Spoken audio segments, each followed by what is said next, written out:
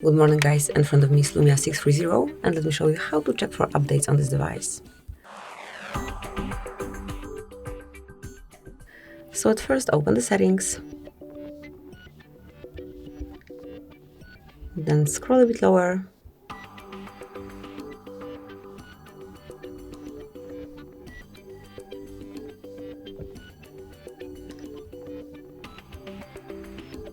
and here you will notice phone update. Click here and then select check for updates.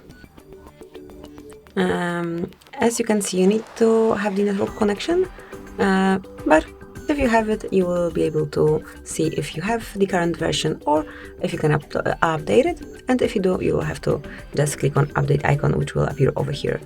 Thank you for watching. Please subscribe our channel and leave the thumbs up.